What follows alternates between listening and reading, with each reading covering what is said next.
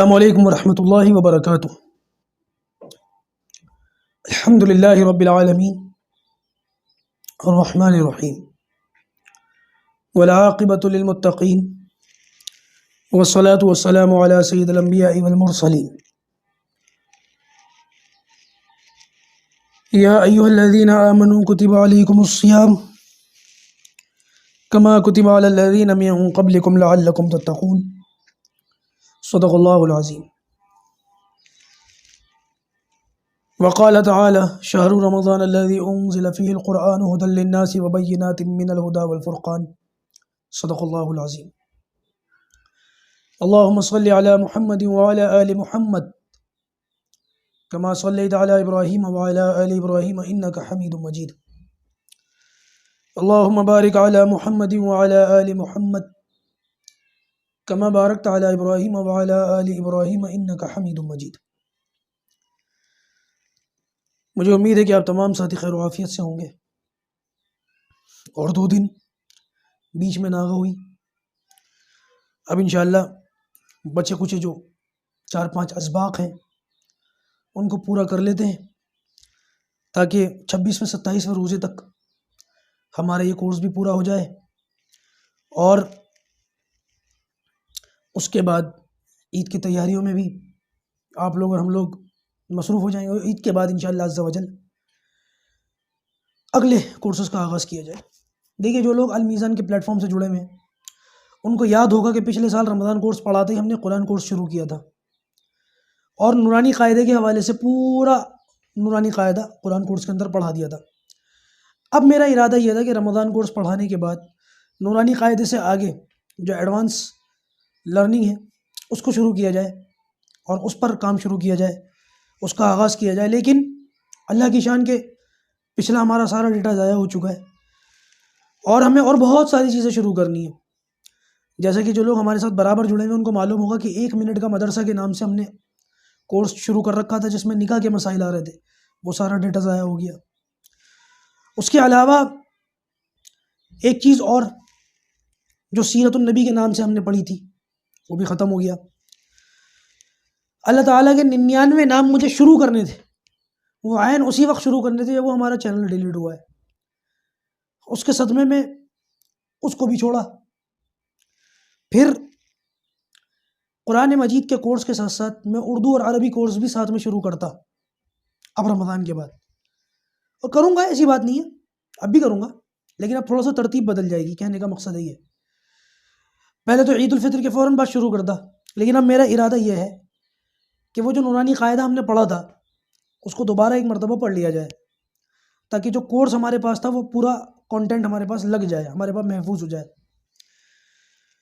دیکھیے، المیزان صرف یوٹیوب پر پڑھنے پڑھانے کا نام نہیں ہے، المیزان ایک پورا ایک مقصد ہے۔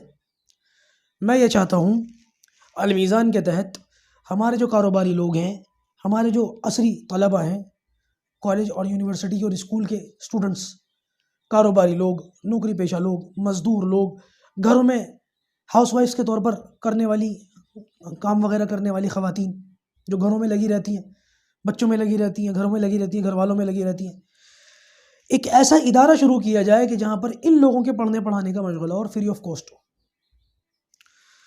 دین کو بے قیمت بنانا مقصد نہیں ہے۔ کبھی آپ یہ کہیں کہ فی سبیل اللہ کا مقصد یہ ہوا کہ بھائی کسی کو کوئی چیز دینی ہو تو اس کو، کسی کو برباد کرنا ہو تو اس کو کوئی چیز فری میں دے دو، یہ ہے مطلب نہیں۔ دین بے قیمت نہیں ہوتا، انشاءاللہ اللہ کا فضل ہے، یہ ہوگا بھی نہیں۔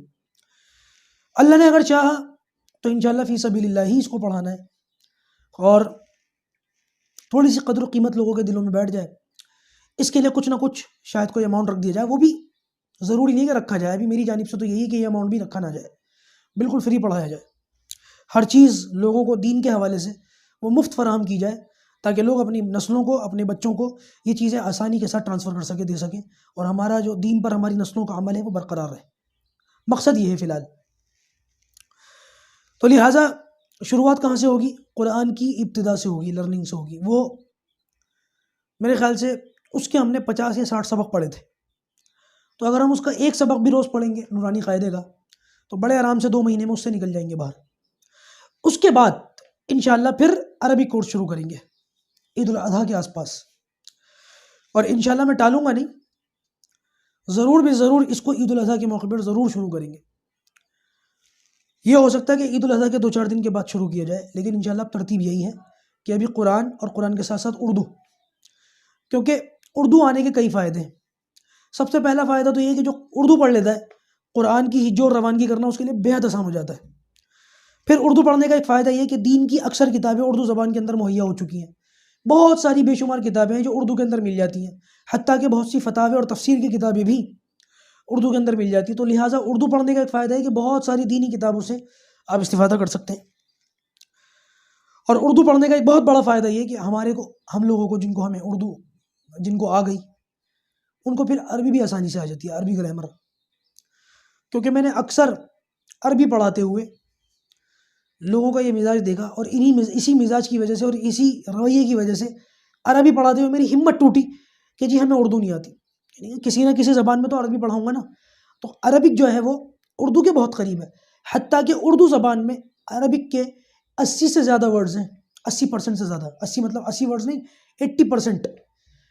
عربی کے 80% ورڈز اردو کے اندر ہیں. یعنی جس کو اردو آ گئی اس کو 80% عربی آ گئی. اس لیے ہم اردو کو جو ہے سامنے رکھ کر کے عربی پڑھاتے ہیں.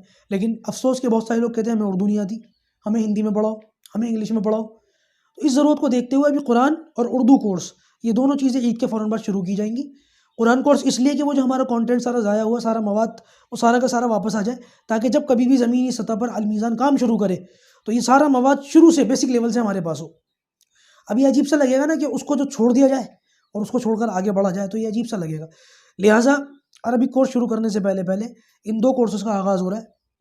وقت کی کوئی پابندی نہیں ہے، عمر کی کوئی قید نہیں ہے. کوئی جب دل چاہے وہ اس میں آ کر کے ہمارے ساتھ سیکھ سکتا ہے اور قرآن مجید پڑھ سکتا ہے. آپ کے بچوں کے لیے بھی ہے، بوڑھوں کے لیے بھی ہے، عورتوں کے لیے بھی ہے، مردوں کے لیے بھی ہے. ہر عمر کا شخص اس میں آ کر کے قرآن مجید سیکھ سکتا ہے اور اردو بھی سیکھ سکتا ہے. وہ جس طریقے سے نوٹس بنیں گے اور کس طریقے سے وہ سیکھا سکھایا جائے گا، وہ انشاءاللہ عید الفطر کے بعد اس کی تفسیر ہے. میں نے ابھی آپ کے سامنے اپنے ارادے ظاہر کر دیے. رہی 1 منٹ کے مدرسے کی بات، وہ بھی بیچ میں چھوڑ گیا تھا، اس کو بھی دیکھ لیں گے بعد میں. اور اللہ تعالیٰ کے 99 نام، اس کو بھی دیکھ لیں گے. بہرحال کہیں نہ کہیں کسی نہ کسی طریقے سے یہ چیزیں المیزان کے مقصد کے تحت آتی ہیں. جب باقاعدہ المیزان زمینی سطح پر کام کرے گا تو یہ ہمارا کورس ہوگا، یہ ہمارا کانٹینٹ ہوگا جو ہم اپنے نوجوان لوگوں کو اور ہمارے آنے والی نسلوں کو دیں گے. اس میں اور بہت ساری چیزیں ہیں، بہشتی زیور ہے، تعلیم الاسلام ہے، ہمارے اکابر علماء کی لکھی ہوئی کتابیں ہیں، اور ان کے ذریعے سے دینی تعلیم کا رسالہ، 1 منٹ کا مدرسہ. یہ وہ کتابیں ہیں کہ بہت سارے لوگ پڑھنا تو دور، شاید ان کو پتہ بھی نہیں ہوگا ہمارے اکابر نے یہ کتابیں لکھی ہیں. لہٰذا اس کو سامنے رکھ کر کے ایک سلیبس تیار کر رہا ہوں. یوٹیوب پر جو کچھ بھی آپ کے سامنے آ رہا ہے وہ سارا کا سارا ایک کانٹینٹ تیار ہو رہا ہے، ایک سلیبس تیار ہو رہا ہے. اور انشاءاللہ عز و جل اللہ نے چاہا تو یہ عالم اور مفتی تک کا میرا ارادہ ہے. اللہ پاک آسانی کا معاملہ فرمائے. اور پھر آگے جا کر کے میرا یہ ارادہ ہے کہ اللہ پاک دینی اور عصری دونوں تعلیم کو مرج کر کے ہم اپنے بچوں کو جو ہے اس لائق بنا سکیں، ہم سے بچے یا بڑے جو بھی ہیں، جو بھی یہاں پر آ کر کے المیزان کے پلیٹ فارم سے سیکھنا سکھانا کریں، تو وہ عصری اور دینی دونوں تعلیم کے اندر اپنے ہنر کے ماہر ہوں، ٹیلنٹڈ ہوں، اور ہر لحاظ سے جو ہے وہ کسی سے دنیا میں پیچھے نہ ہونا، بیکورڈ ہو اور نہ بے دین ہو. یعنی کہ صرف دین پڑھ لیا اور عصری تعلیم نہیں پڑھی تو آج کی دنیا اس کو بیکورڈ سمجھتی ہے، اور اگر خالی عصری تعلیم پڑھ لی اور دین نہیں پڑھا تو بظاہر سی بات ہے بے دینی کی زندگی کھڑے ہو کے لوگ پیشاب کرتے ہیں. پھر لہٰذا ان دونوں ضرورتوں کو دیکھتے ہوئے آگے جا کر کے میرا ارادہ تو فی الحال یہاں تک کا ہے. آگے اب اللہ کتنا کام لے لے یہ اللہ کے ہاتھ میں. بہرحال ابھی فی الحال اس کو شروع کرنے کا ارادہ ہے. چلیے باقاعدہ اپنی مجلس کا آغاز کرتے. میں نے اچھا خاصا آپ کے سامنے بات چیت کر لی. اعتکاف کے تعلق سے بات ہو رہی تھی، کیونکہ 2 دن بیچ میں ہو گئے. اعتکاف کے کچھ مسائل بچے ہوئے ہیں، اس کو دیکھ لیتے. پھر فضائل ذکر آئے گا، اس کو دیکھ لیتے ہیں. اور اس کے بعد پھر مسجد کے تعلق سے بات آئے گی، کیونکہ اعتکاف اور 5 وقتہ نماز، رمضان میں مسجد کا بھر جانا، تو مسجد کا ایک اہم رول ہے رمضان کے مہینے میں ہماری زندگی کے اندر. تو لہٰذا مسجد کے متعلق بھی ایک نشست ہوگی، اور اس کے بعد پھر اس کو المیزان کا یہ جو کورس ہے یہ مکمل ہو جائے گا، رمضان کورس. پھر عید کے بعد انشاءاللہ آپ سے ملاقات ہوگی. ہاں یہ ہے کہ وقتاً فوقتاً کچھ نہ کچھ آپ کے سامنے آتا رہے گا. بہرحال آج ایک اعتکاف کا جو معاملہ ہے اس کو پورا کر لیتے ہیں. ایک سوال آیا تھا کہ اعتکاف والا شخص جمعے کے غسل کے لیے مسجد سے باہر نکل سکتا، اعتکاف سے باہر نکل سکتا ہے کیا؟ دیکھیے اگر کوئی شخص اعتکاف میں بیٹھا ہوا ہے اور اس پر غسل واجب ہو گیا، یعنی کہ اس کو نائٹ فال ہو گیا، کوئی ایسی حاجت پیش آ گئی کہ غسل واجب ہو گیا، فوراً مسجد سے نکل جائے، تیمم کر لے اور باہر نکل جائے. اسی وجہ سے علماء فرماتے ہیں کہ مسجد کے اندر اعتکاف کرنے والا شخص کوئی موٹی چادر قالین وغیرہ لے کر کے سوئے، کہ اگر خدا نخواستہ مسجد کے اندر سوتے ہوئے اس قسم کی کوئی حاجت پیش آ گئی تو مسجد کی چٹائیاں، اس کی صفیں، اس کی زمین وہ ناپاک نہیں ہونی چاہیے کسی صورت میں. لہٰذا اپنے نیچے جو ہے نا اس کا اہتمام کریں، کمبل بچھائیں یا موٹی چادر بچھائیں یا قالین وغیرہ بچھائیں، بہرحال کچھ موٹا بستر ہونا چاہیے، مسجد کو ناپاکی سے بچانا ہے. ایک بات. دوسری بات یہ کہ یہ شخص تو باہر نکل کر غسل کر سکتا ہے کیونکہ اس پر غسل واجب ہو گیا، رہ نہیں سکتا اس کے بغیر. لیکن اگر کوئی شخص ویسے ہی گرمی کا غسل کرے گا یا جمعے کا غسل کرے گا یا کسی بھی چیز کا غسل کے نام سے کوئی باہر نکلتا ہے تو سمجھ لیے پھر اس کا اعتکاف نہیں ہوگا. ایک شخص کو میں نے دیکھا اعتکاف میں بیٹھے ہوئے اور روزانہ صبح نکل کے نہاتے، روز صبح نکل کر نہا رہے ہیں. میں نے ان سے پوچھا کہ میں نے کیا بات ہے روزانہ غسل کرتے ہیں آپ؟ کہنے لگے کہ میں نہائے بغیر رہ نہیں سکتا. میں نے ان کو مسئلہ بتایا، میں نے کہا بھائی اگر کوئی شخص بلا وجہ غسل کے لیے باہر نکلتا ہے تو اس کا اعتکاف ٹوٹ جاتا ہے. آپ روزانہ اعتکاف میں بیٹھتے ہیں، روزانہ اعتکاف توڑ دیتے ہیں، روزانہ اعتکاف میں بیٹھتے ہیں، روزانہ توڑ دیتے ہیں. کہنے لگے مجھے یہ مسئلہ مت بتاؤ، مجھ سے اس پر عمل نہیں ہو سکتا. تو میں نے کہا مسئلہ نہ بتانے سے یہ تھوڑی ہے کہ آپ کی جان بچ جائے گی. مسئلہ تو مسئلہ ہے، آپ کو نہیں پتا تب بھی مسئلہ ہے، پتہ ہے تب بھی مسئلہ ہے. شریعت تو عمل کا نام ہے نا. کہہ رہا نہیں میں نہیں کر سکتا. اب یہ کیا دھوکہ دینا ہے لوگوں کو اور خود کو. جب وہ اعتکاف سے نکلے تو کچھ لوگوں نے مجھ سے کہا کہ مفتی صاحب یہ اعتکاف سے نکل رہے ہیں، آپ ذرا دعا فرما دیں. میں نہیں کرواتا کیونکہ لوگوں کے سامنے اس بات کو واضح کرنا ضروری تھا کہ جو اعتکاف انہوں نے کیا وہ نفلی ہے، سنت نہیں ہے. میں نے واضح بھی کیا، ناراض ہو گئے. تم نے کیوں بتایا، آپ نے کیوں اس قسم کی باتیں کی؟ تم غلط کر رہے ہو. اگر میں تمہاری اس بات کو نہیں کھولوں گا تو تمہیں دیکھ کر کل دوسرے لوگ بھی اعتکاف میں بیٹھیں گے اور وہ بھی تمہیں دیکھ کر کے غسل کرنا شروع کر دیں تو یہ ہوگا بھائی وہ تو غسل کرتے تھے، مفتی صاحب کچھ نہیں بولے، ہم غسل کرتے ہیں تو ہمارے اوپر جو ہے باطل چلنی شروع ہو گئی. تو لہٰذا جو بات غلط ہے وہ غلط ہے اور لوگوں کے سامنے آنی ضروری ہے. بہرحال بات کا خلاصہ یہ کہ جمعے کے غسل کے لیے، کسی بھی غسل کے لیے، واجب کے علاوہ غسل کے لیے اعتکاف سے باہر نکلنا صحیح نہیں ہے، اعتکاف ٹوٹ جائے گا. کیا معتکف کپڑے دھونے کے لیے باہر آ سکتا ہے؟ نہیں، کپڑے دھونے کے لیے بھی باہر نہیں آ سکتا، اس سے بھی اعتکاف ٹوٹ جائے گا. اگر معتکف کا کھانا لانے والا کوئی شخص موجود نہ ہو تو کیا وہ اپنا کھانا لینے خود جا سکتا ہے کیا؟ اگر اول تو کوشش یہ کریں کہ جب اعتکاف میں بیٹھے تو اس کا انتظام پہلے ہی کر لیں کہ ایک شخص کی یہ ڈیوٹی لگا دے، ایک کی یا دو کی یا تین کی یہ ڈیوٹی لگا دے کہ بھائی کھانا لانا، برتن لانے لے جانے، کھانے لانے لے جانے یہ تمہاری ذمہ داری رہے گی، کیونکہ اعتکاف ایک بڑی ذمہ داری کا کام ہے. لیکن اگر کوئی شخص اس کے لیے نہیں آتا ہے اور سحری میں آپ جانتے ہیں افطاری کے موقع پر آپ جانتے ہیں کہ روزہ بھی ہوتا ہے، تو اس صورت کے اندر علماء نے فرمایا کہ ایک شخص تو پھر یہ بنتی ہے کہ یہ بندہ اپنے پاس موبائل رکھ لے. موبائل وہ بڑا والا موبائل نہیں جس سے میں اور آپ اس وقت ویڈیو دیکھ رہے ہیں، کیونکہ یہ والا موبائل رکھے گا تو گوگل کروم، یوٹیوب، پتہ نہیں کون کون سی چیزیں چلائے گا اور اعتکاف کا جو مقصد ہے وہ ضائع ہو جائے گا. لہٰذا اگر یہ والا موبائل رکھتا ہے تو انٹرنیٹ کے بغیر رکھے، صرف کالنگ کے لیے رکھے بس، اور موبائل وغیرہ کے ذریعے سے اپنا کھانا منگوا سکتا ہے.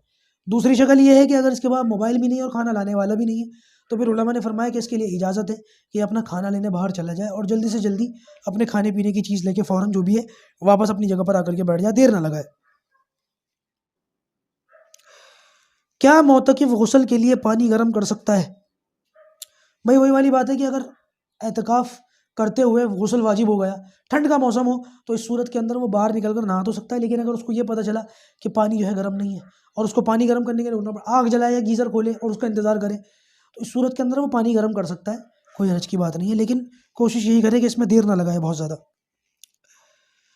اعتکاف کرنے والا میت کے غسل کے لیے باہر آ سکتا ہے یا کسی کے معاملے میں گواہی دینے کے لیے یا کسی کو ڈوبتے ہوئے جلتے ہوئے دیکھ کر اس کی جان بچانے کے لیے نکل سکتا ہے؟ دیکھیے بھائی میت کے غسل دینے کے لیے باہر نہیں نکل سکتا، نکلے گا تو اعتکاف ٹوٹ جائے گا.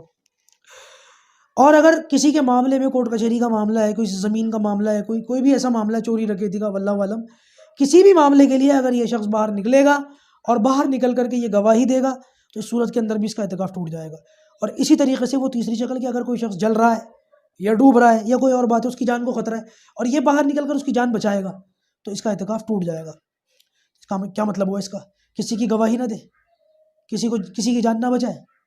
تو علماء نے فرمایا کہ اعتکاف تو ٹوٹ جائے گا حکماً، لیکن اصل یہی ہے کہ اگر کسی کا معاملہ پھنسا ہوا ہے تو باہر نکل کے اعتکاف توڑ کے گواہی دے، اعتکاف توڑ کے کسی کی جان بچائے. یہ اعتکاف کسی کی جان سے بڑھ کر نہیں، لہٰذا پہلے کسی کی جان بچائے یا کسی کے کام آئے، اس کے بعد ہی اپنا اعتکاف دوبارہ، مطلب جس دن یہ معاملہ پیش آیا اور وہ اعتکاف توڑ کے یہ باہر نکلا، عید کے بعد اسے ایک دن کے اعتکاف کی قضا کر لے، بس گناہ گار نہیں ہوگا اس صورت کے اندر. اچھا جی، کیا معتکف جنازے کی نماز پڑھنے کے لیے مسجد سے باہر آ سکتا ہے؟ دیکھیے جنازے کی نماز مسجد کے اندر نہیں ہوتی، باہر ہوتی ہے، اور معتکف جو ہے وہ مسجد کے اندر ہوتا ہے، باہر نہیں جا سکتا. لہٰذا اگر نماز باہر ہو رہی ہو اور یہ شخص باہر آ کر کے جنازے میں شرکت کر لے تو اس کی جو ہے جنازے کی نماز ٹوٹ جائے گی. کیا کہتے ہیں، جنازے کی نماز نہیں، اس کا اعتکاف ٹوٹ جائے گا. اچھا جی، معتکف اذان دینے کے لیے کیا باہر جا سکتا ہے؟ اول تو کوشش یہ کرے کہ کوئی اور اذان دے دے، لیکن اگر یہ مؤذن صاحب ہیں خود اور یہ اذان بھی دیتے ہیں اور یہ اعتکاف بھی کر رہے ہیں تو اس صورت کے اندر ایک شکل تو یہ ہو سکتی ہے کہ اعتکاف جو مسجد کے اندر ہو رہا ہے اور مسجد کے اندر ہی دروازہ ہے اذان میں دینے جانے کا، تو اس طریقے سے اذان دے دیں. اور اگر باہر ہے، مسجد کی حد سے باہر ہے، تو پھر ان کے لیے اجازت ہے کہ یہ اذان دے دیں، کوئی اور نہ ہو تو یہ اذان دے سکتے ہیں. کیا معتکف دوسری جگہ جا کر تراویح سنا سکتا ہے؟ اگر اعتکاف میں بیٹھنے سے پہلے یہ نیت کی تھی کہ میں فلاں جگہ جا کر کے تراویح میں قرآن سناؤں گا، تو اس طریقے سے روزانہ اعتکاف سے باہر نکل کے تراویح سنانے بھی جا سکتا ہے. ہمارے یہاں ایک ڈاکٹر صاحب ہیں جو اعتکاف میں بیٹھے ہوئے ہیں. اعتکاف کے دوران ہی کچھ لوگ ان کے پاس آ کر کے اپنا چیک اپ کرواتے ہیں اور ڈاکٹر صاحب ان کا چیک اپ کر کے دوائی لکھ دیتے ہیں. تو کیا ڈاکٹر صاحب کا یہ عمل صحیح ہے؟ ہاں صحیح ہے، مطلب اعتکاف میں بیٹھ کر کسی کا چیک اپ وغیرہ کر سکتے ہیں. کیا کوئی شخص اعتکاف میں بیٹھ کر پینشن لینے جا سکتا ہے؟ دیکھیے یہ بات یاد رکھیں، اگر پینشن ایسی ہے کہ مطلب اسی سے گزارا ہوگا اور اسی سے اپنی ضرورت کی جو بیسک ضرورتیں ہوتی ہیں وہ اسی سے پوری ہوتی ہیں، اور اگر یہ شخص پینشن لینے نہیں گیا تو اس کی جو ضرورتیں ہیں وہ خراب ہو جائیں گی، یہ اس کو پریشانی ہو سکتی ہے، اس صورت کے اندر یہ باہر نکل سکتا ہے. لیکن اگر اس کے بعد اپنی ضرورت کا سامان موجود ہے، اس پینشن کے بغیر یہ اپنی تمام ضرورتیں پوری کر سکتا ہے اور پینشن بعد میں لے سکتا ہے عید کے بعد، تو پھر یہ اگر نکلے گا تو اعتکاف ٹوٹ جائے گا، بعد میں نکلے. کیا اعتکاف اپنا سر منڈوانے کے لیے باہر نکل سکتا ہے؟ اگر اعتکاف کرتے ہوئے کوئی شخص سر منڈوانے کے لیے باہر نکلے گا تو اس کا اعتکاف ٹوٹ جائے گا. ہاں ایک شکل یہ ہو سکتی ہے کہ یہ تو باہر نہ نکلے، لیکن جو سر مونڈنے والا حجام ہے، نائی ہے، جو بھی ہے، وہ اس کے مسجد کے اندر آ کر کوئی بڑا سا کپڑا وغیرہ بچھا کر وہاں اس کی حجامت کر دے، تو اس طریقے سے اس کا اعتکاف بھی نہیں ٹوٹے گا اور اس کی حجامت بھی ہو جائے گی. لیکن یہاں پر ایک کنڈیشن ہے، وہ یہ کہ جو حجامت کرنے والا بندہ ہے یہ حجامت کے بدلے میں پیسے نہ لے. اگر یہ کہے گا کہ میں تمہاری حجامت کرتا ہوں، میری 50 روپے فیس ہے، وہ مجھے دیجیے، تو یہ غلط ہے کہ مسجد کے اندر تجارت نہیں ہونی چاہیے. یہ شخص یوں کہے کہ میں بغیر کسی عذر اس کے جو ہے بغیر کسی تنخواہ کے، بغیر کسی معاملے کے میں آپ کا سر مونڈ دیتا ہوں، پھر اجازت ہے. کیا اعتکاف کرنے والا شخص بیڑی اور سگریٹ پینے کے لیے اعتکاف سے باہر نکل سکتا ہے؟ کتنے خطرناک لیول کے سوال پوچھتے ہیں ساتھی. دیکھیے اول تو کوشش یہ کرنی چاہیے کہ رمضان سے پہلے یہ بیڑی سگریٹ اور گٹکا وغیرہ جو ہے اس کی عادت ختم کر دے. اور اگر کوئی شخص اس عادت کو ختم نہیں کر سکتا تو کم سے کم کوشش یہ کرے کہ اس کو کم کر دے. جتنی اگر 4 سگریٹ پیتا ہے تو 2 کر دے، 2 پیتا ہے تو 1 کر دے، اس طریقے سے کرے. اور اگر کوشش کے باوجود بھی نہیں چھوڑ سکا یا نہیں کم کر سکا اور اعتکاف کے اندر اس کو طلب لگ رہی ہے گٹکا کھانے کی اور جو ہے وہ بیڑی سگریٹ پینے کی، آج کل وہ چلتا ہے نا، میم چل رہا ہے آج کل گٹکے کے اوپر الٹے سیدھے، تو اس قسم کی اگر وہ عادت ہے اس کی، تو علماء نے فرمایا کہ ایک شکل اس کی یہ بنتی ہے کہ اس کے لیے تو نکل نہیں سکتا، بیڑی سگریٹ پینے کے لیے تو نکل نہیں سکتا اور کیسری زبان بولنے کے لیے تو نکل نہیں سکتا.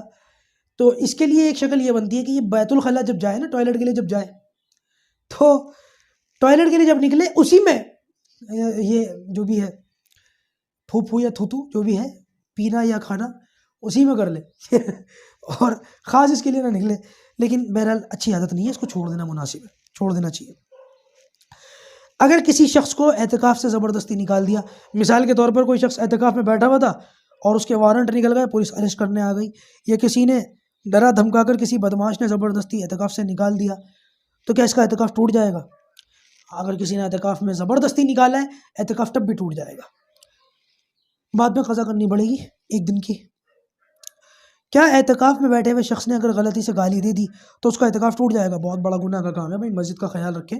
یہ گالی گلوچ کی جو عادت ہے نا پہلے سے پڑی ہوئی ہوتی ہے، اسی لیے لوگ اس قسم کی حرکتیں کرتے ہیں، اس کو چھوڑنے کی ضرورت ہے. لیکن اگر کوئی شخص غلطی سے گالی دے دے فوراً توبہ استغفار کرے، اعتکاف نہیں ٹوٹا اس کا.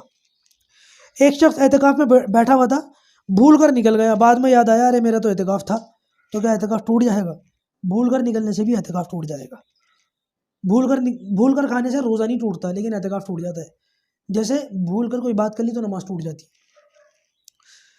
اعتکاف کے تعلق سے میں چند ایک بنیادی باتیں موٹی موٹی بتا دیتا ہوں، مسائل تو ختم ہو گئے. چند اچھی باتیں ہیں جن کا اعتکاف کرتے ہوئے خیال رکھنا چاہیے. سب سے پہلے اعتکاف کے اندر ذکر کرے، خوب ذکر کرے جتنا زیادہ ہو سکے۔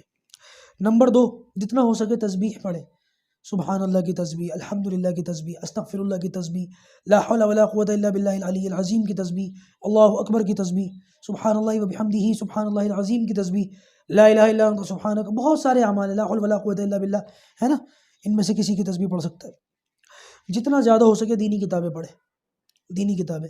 مجھ سے یہاں پر کچھ لوگوں نے سوال پوچھا تھا کہ جی دینی کتابیں تو ہمارے پاس نہیں ہوتی، ہاں موبائل میں PDF میں رکھتے ہیں تو اس میں بھی پڑھ سکتے ہیں، لیکن بھائی یہ نہ ہو کہ کتابوں کا مسئلہ پوچھ کر موبائل الاؤڈ کر لیا اور کتابیں تو پڑھتے ہی نہیں، دوسری چیزیں چل رہی ہیں موبائل کے اندر، یہ غلط ہے بھائی۔ انسٹا اور یہ سب ان چیزوں سے بچنے کی ضرورت ہے۔ اور بیان وغیرہ جو ہے نا، دین کی باتیں بتائے یا سنیں کسی بھی شکل میں، زیادہ سے زیادہ اعتکاف کے اندر ان باتوں کا خیال رکھے۔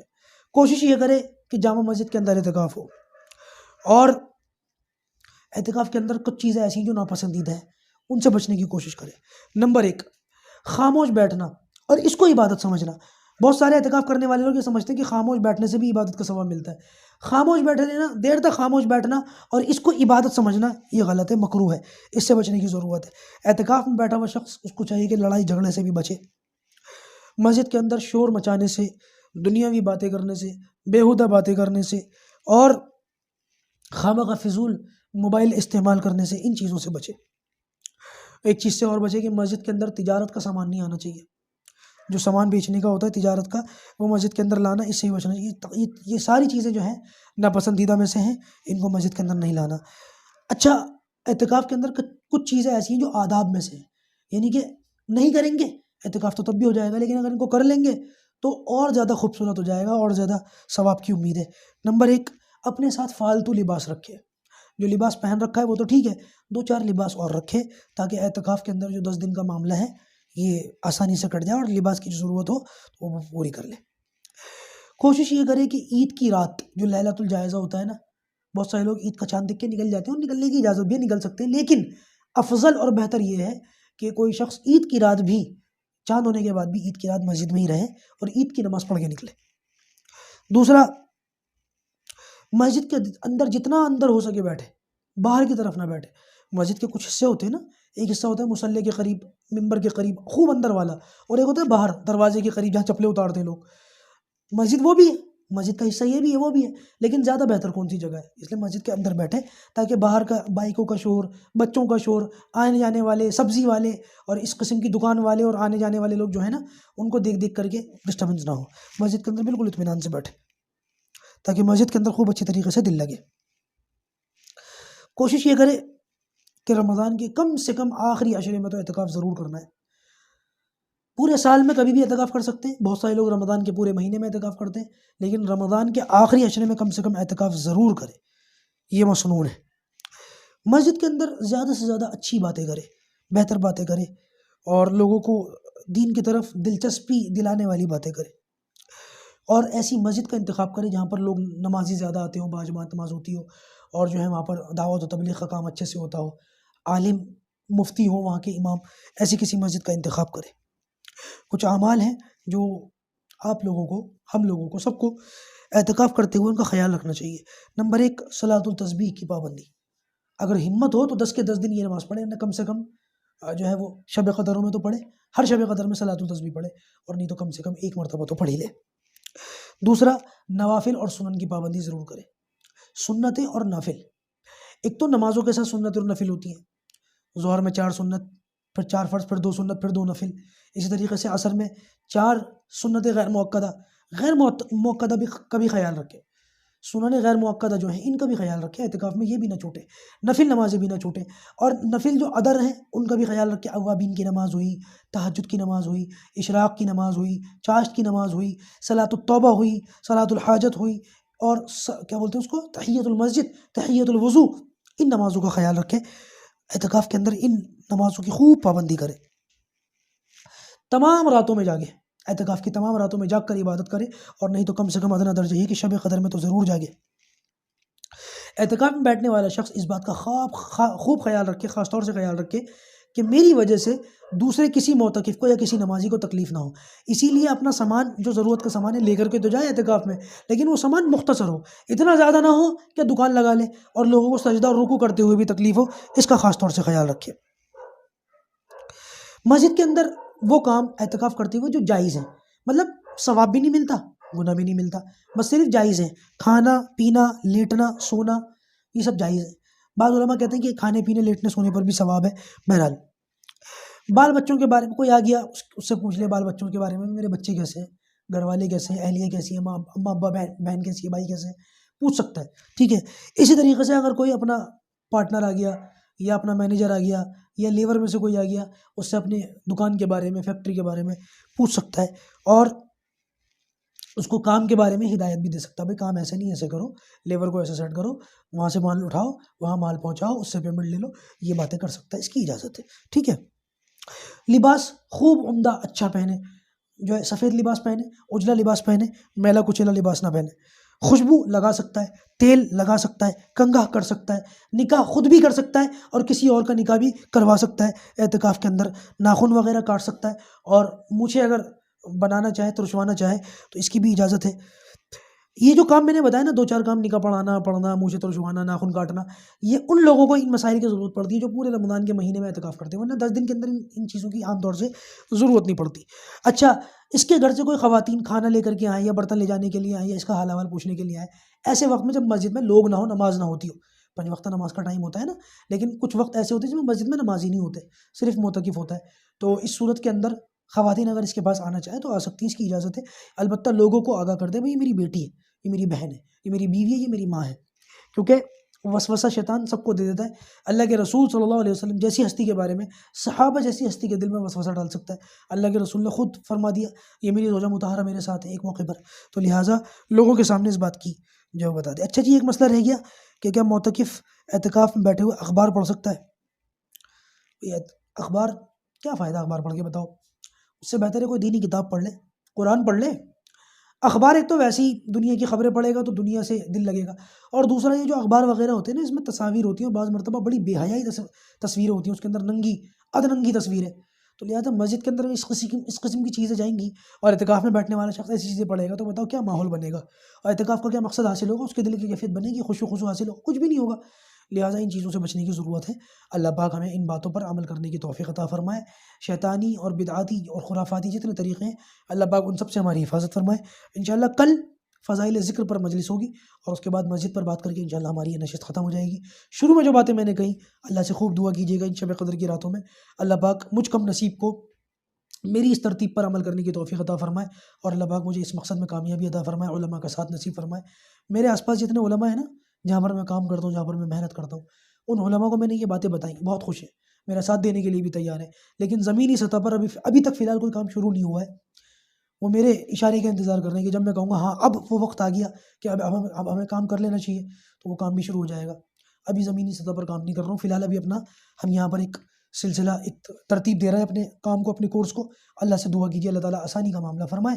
السلام علیکم ورحمۃ اللہ وبرکاتہ۔